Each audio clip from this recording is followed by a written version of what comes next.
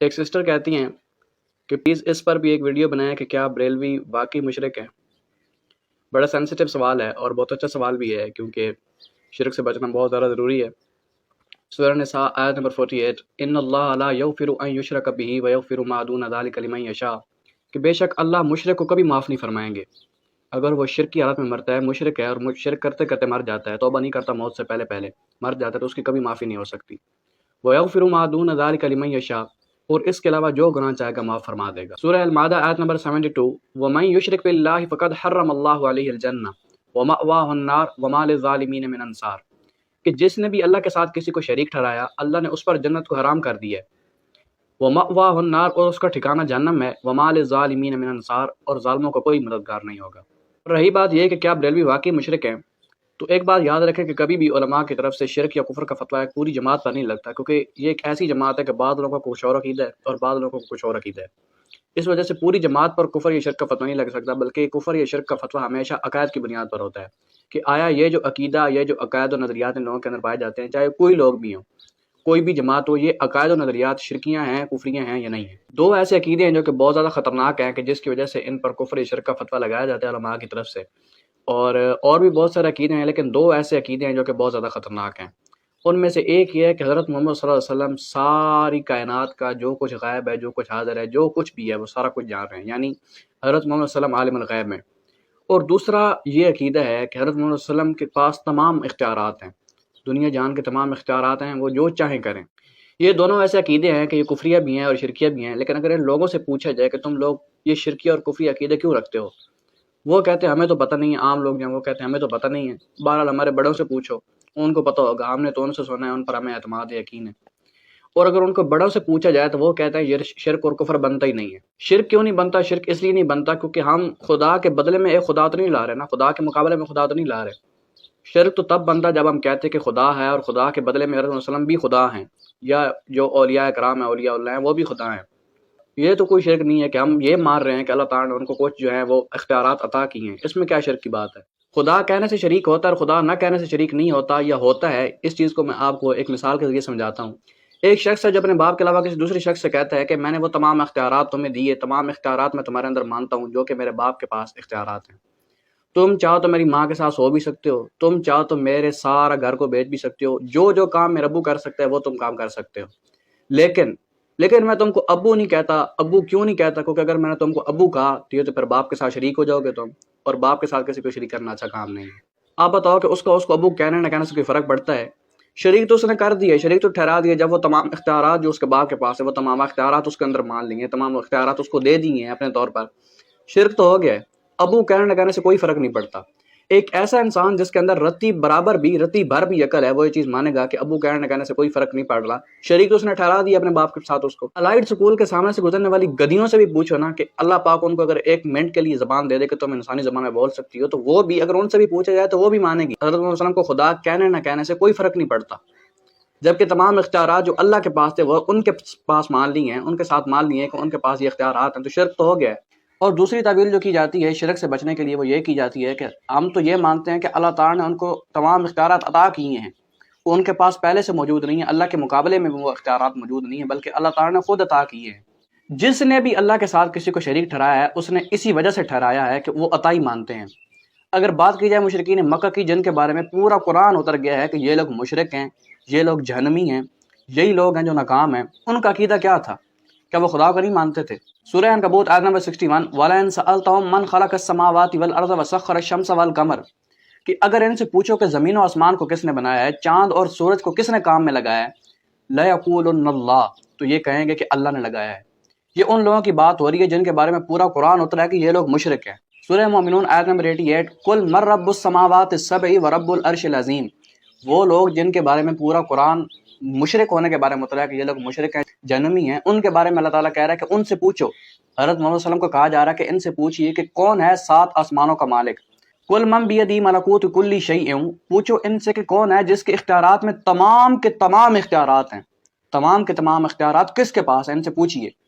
وَهُوَ يُجِيرُ وَلَا يُجَارُ عَلَيْهِ، کون ہے وہ کہ جو سب کو پکڑتا ہے، اس سے کوئی نہیں چھڑوا سکتا، وہ سب سے چھڑوا سکتا ہے۔ سَيَقُولُونَ اللَّهُ، کہہ اٹھیں گے کہ خدا ہے، اللہ ہے۔ صرف ایک اللہ ہی ہے جس کے پاس تمام اختیارات ہیں، صرف ایک اللہ ہی ہے جو زندوں کو مردہ کرتا ہے، مردوں کو زندہ کرتا ہے۔ اس کے آگے اللہ تعالیٰ فرماتے ہیں قُلْ فَأَنَّىٰ تُسْحَرُونَ، کہہ دیجیے کہ تم پر کیا جادو ہو گیا، تم اس چیز کو جانتے ہو، تم اس چیز کو مانتے ہو کہ تمام کے تمام اختیارات اللہ کے پاس ہیں، ہر چیز کو اللہ نے بنایا ہے، تم پھر کیوں شریک ٹھہراتے ہو؟ وہ لوگ جب کعبے کا طواف کیا کرتے تھے تو کہتے تھے لبیک لا شریک لک لبیک، ہم تیرے در پر حاضر ہیں، تیرا کوئی شریک نہیں ہے،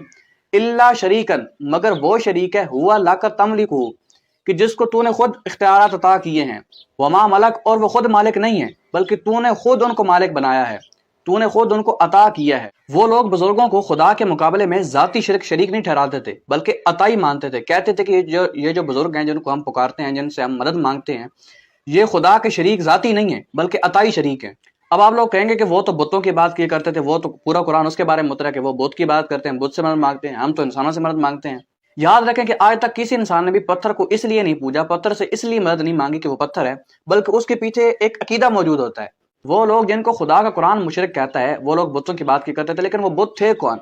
لات، عزا، منات تھے کون؟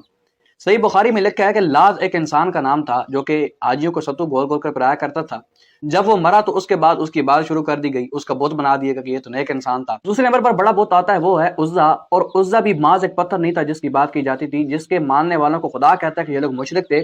وہ ایک پری تھی، وہ ایک مونس جن تھی جس کے بارے میں یہ عقیدہ تھا کہ یہ نیک ہے، اور جب وہ مری تو اس کے بعد اس کی جو ہے وہ بنا دیا گیا اور اس کو پوجا جانے لگا۔ تیسرے نمبر پر بڑا بت تھا منات، اور علامہ سیوطی لکھتے ہیں کہ منات بھی ایک انسان تھا، جب وہ انسان فوت ہوا، ایک نیک انسان تھا، جب فوت ہوا تو اس کے بعد اس کا بت بنا دیا گیا اور اس کی پوجا کی جانے لگی۔ یار اور تو اور وہ لوگ نماز بھی پڑھا کرتے تھے اور خالص اللہ کے لیے ہی نماز پڑھا کرتے تھے۔ حضرت ابوبکر صدیق رضی اللہ تعالیٰ حضرت ابوذر سے پوچھتے ہیں کہ تم لوگ زمانہ جاہلیت میں کیا کرتے تھے، کیا کچھ عبادت کیا کرتے تھے؟ تو وہ فرماتے ہیں ہاں عبادت کیا کرتے تھے اور خالص اللہ کے لیے کیا کرتے تھے، اور اتنی عبادت کیا کرتے تھے کہ کڑکتی دھوپ میں لگاتار نماز پڑھا کرتے تھے، نماز پڑھتے رہا کرتے تھے، یہاں تک کہ اتنی دھوپ ہوا کرتی تھی کہ ہم لوگ بے ہوش ہوا جاتے تھے۔ سورہ انعام میں ذکر ہے کہ وہ لوگ زکوٰۃ بھی دیا کرتے تھے۔ نسائی میں یہ روایت موجود ہے اور بخاری میں بھی موجود ہے کہ وہ لوگ عمرہ بھی کیا کرتے تھے۔ بخاری مسلم دونوں میں یہ روایت موجود ہے کہ وہ لوگ اللہ کے لیے اعتکاف بھی بیٹھا کرتے تھے۔ وہ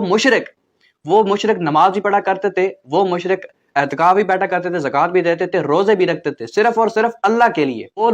لوگ جن کے بارے میں پورا قرآن اترا ہے کہ یہ لوگ مشرک ہیں، یہ لوگ جنمی ہیں، وہ بتوں کو اس لیے نہیں پوجا کرتے تھے، بزرگوں کو اس لیے نہیں پوجا کرتے تھے کہ یہ خدا کے مقابلے میں ہیں، بلکہ مانتے تھے کہ اللہ تعالیٰ نے ان کو عطا کیا ہے۔ سورہ یونس وَيَقُولُونَ هَٰؤُلَاءِ شُفَعَاؤُنَا عِندَ اللَّهِ، اور وہ مشرک کہتے ہیں کہ ہم ان کو اس لیے پکارتے ہیں کہ هَٰؤُلَاءِ، یہ لوگ،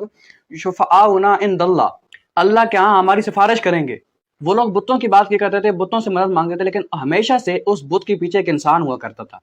نظریہ یہ ہوتا تھا، ظاہر یہ ہوتا تھا کہ یہ بت سے مدد مانگ رہے ہیں، بت کو پوج رہے ہیں، لیکن اس کے پیچھے ان کے اندر کا نظریہ یہ ہوتا تھا کہ ہم اس کے پیچھے جو ایک انسان ہے اس سے مدد مانگ رہے ہیں، اس کی بات کر رہے ہیں۔ جس طرح آج کے دور میں اگر میرے والد باہر ممالک میں چلے جائیں اور میرے پاس موبائل بھی نہ ہو، میں ان کو ویڈیو کال بھی نہ کر سکوں، کوئی ذریعہ نہ ہو کہ ان کو دیکھ سکوں، ان کو سن سکوں، تو میری جو ان کی فوٹو میرے پاس موجود ہوگی، میں اس فوٹو کو چوموں گا، اور اس فوٹو کو میں چوم رہا ہوں گا وہ اس لیے نہیں چوم رہا ہوں گا کہ یہ فوٹو محض ایک بت ہے، بلکہ حقیقت میں اپنے والد کو ہی چوم رہا ہوں گا، میرا نظریہ یہ ہوگا، میرا عقیدہ یہ ہوگا۔ ٹھیک اسی طرح وہ لوگ عبادت تو بتوں کی کیا کرتے تھے، مدد تو بتوں سے مانگتے تھے، لیکن حقیقت میں اس کے پیچھے ایک انسان ہوا کرتا تھا، بزرگ ہوا کرتا تھا، جیسے کہ آج کے دور میں یہ لوگ کرتے ہیں۔ جس طرح آج یہ بزرگوں سے مدد مانگتے تھے، وہ بھی بزرگوں کی ہی بات کیا کرتے تھے، بزرگوں سے ہی مدد مانگتے تھے، لیکن ان کے بت بنا کر۔ لعن اللہ الیہود والنصارى، لعنت ہو اللہ کی یہود و نصارہ پر، اتخذوا قبور انبیائہم مساجدا، کہ انہوں نے انبیاء کی قبروں کو مسجدیں بنا لی ہے، سجدہ گاہ بنا لی ہے۔ ہندو بھی بتوں کو اس لیے نہیں پوجا کرتے تھے کہ ہم ان کو خدا کے مقابلے میں پوج رہے ہیں، بلکہ ان کا بھی عقیدہ ہے کہ خدا ایک ہی ہے۔ یا تو یہ جو بت ہیں جن کو مانتے ہیں کہ پراما وشنو، یا تو یہ خدا کے رسول تھے، ان کا عقیدہ ہے، ان کے آپس میں اختلاف ہے، یا تو خدا کے رسول تھے، یا خدا خود 10 شکلوں میں دنیا میں آیا تھا، ہم ان کو پوج رہے ہیں۔ اور دنیا کا سب سے بڑا مذہب عیسائیت، جس کے بارے میں مسلمانوں کے تمام فرقے اس بات پر متفق ہیں کہ یہ لوگ عیسائی ہیں، حضرت عیسیٰ علیہ السلام کو جو ہے وہ خدا مانتے ہیں، وہ بھی خدا کو، حضرت عیسیٰ علیہ السلام کو ذاتی طور پر خدا نہیں مانا کرتے تھے، بلکہ مانتے تھے کہ حضرت عیسیٰ علیہ السلام خدا کے پیغمبر ہیں، اور جب وہ پیغمبر مانتے تھے تو ذاتی طور پر شرک اس طرح تو ہو نہیں سکتا۔ تو خلاصہ یہ نکلا کہ آج تک دنیا کے اندر کوئی بھی ایسا بڑا فرقہ، چھوٹے موٹے تو ہوتے رہتے ہیں 2-3 جو بندے ہوں، کوئی بھی ایسا اپنا فرقہ بنا لیں، بڑے مذہب جتنے بھی ہیں، عیسائی ہوں، ہندو ہوں، مسلمان ہوں، جتنے بھی ہوں، یا مشرکین مکہ ہوں، جو بھی ہوں، آج تک کسی بھی فرقے نے، کسی بھی مذہب نے کبھی بھی خدا کے ساتھ ذاتی طور پر شریک نہیں ٹھہرایا، بلکہ ہر کوئی عطائی طور پر مانتا ہے، اور عطائی طور پر ماننا ہی اصل شرک ہے۔ اور سعودی عرب کے لوگ کہ جو بالکل فرقہ واریت سے بالکل علیحدہ ہیں، ان کے اندر فرقے نہیں ہیں، بلکہ خالص اسلام کو فالو کرتے ہیں۔ جو اسلام حضرت محمد صلی اللہ علیہ وسلم نے سکھایا تھا آج تک وہی اسلام وہاں پر چل رہا ہے۔ آج بھی لوگوں کے وہی عقائد ہیں جو ان لوگوں کے عقائد ہیں، یعنی صحابہ کرام کے۔ وہ لوگ کہتے ہیں کہ یہ جو دو عقیدے ہیں حضرت محمد صلی اللہ علیہ وسلم سے ان کو عالم الغیب ماننا اور یہ ماننا کہ ان کے پاس تمام اختیارات ہیں، چاہے ان سے حضرت محمد صلی اللہ علیہ وسلم سے ان کو مانا جائے یا تمام بزرگوں کو مانا جائے، یہ شرک ہے۔ یہ ان لوگوں کے فتوے ہیں۔ اگر آپ لوگ ان کو یہ فتوے دیکھنا چاہتے ہیں کہ انہوں نے یہ فتوے دیے ہیں، اردو زبان میں موجود ہے، انٹرنیٹ پر آپ گوگل کر کے دیکھ سکتے ہیں www.alfatwa.gov.sa۔ آپ لوگ یہ دیکھ سکتے ہیں ان کی ویب سائٹ پر بالکل صاف واضح اردو میں ان کے فتوے موجود ہیں کہ یہ جو دو عقیدے ہیں، حضرت محمد صلی اللہ علیہ وسلم کو عالم الغیب ماننا، ان کے یہ ماننا کہ ان کے پاس تمام اختیارات ہیں دنیا میں، وہ جو چاہیں کر سکتے ہیں، یہ شرک ہے۔